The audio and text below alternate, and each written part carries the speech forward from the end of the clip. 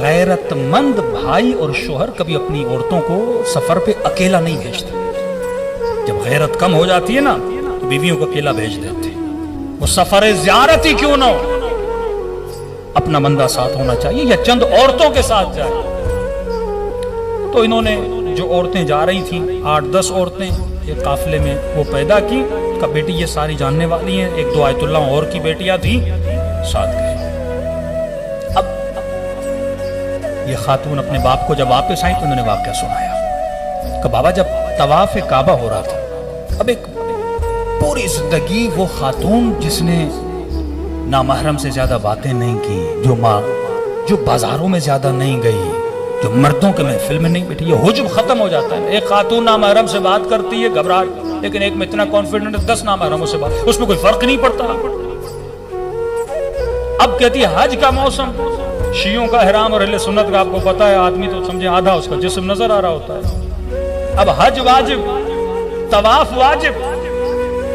کہتی ہے جیسے طواف کرنے جاتی, حج کا رش آپ کو پتا ہے کیا ہوتا ہے, اتنا رش, مردوں کا یہاں سے کندھا لگ رہا ہے, وہاں سے کندھا لگ رہا ہے. اب کہتی ہے بابا میں حیا والی, عفت والی, زندگی میں کبھی نکلی نہیں, سامنے حج طواف بھی واجب, کروں کیا کروں, ایک طرف حیا عفت, دوسری طرف واجب طواف. کہتی میں کونے میں کھڑی ہو کر کانپنے لگی.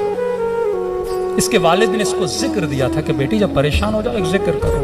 اللہ کے 2 نام تھے وہ دہرانے, یا حافظ یا حفیظ, یا حافظ یا حفیظ. کہتی ہے میں ذکر کرنے لگی, خدایا کروں تو کیا کروں.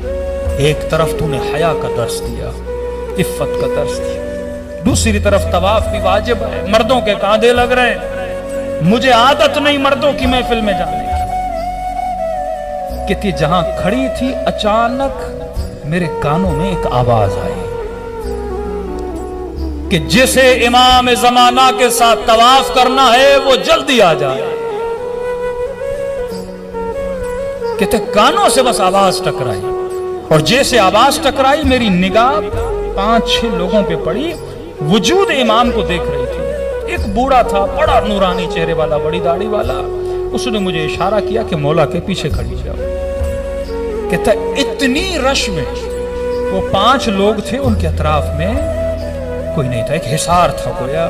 میں مولا کے پیچھے کھڑی رہی, میں نے 7 طواف امام کے پیچھے کیا.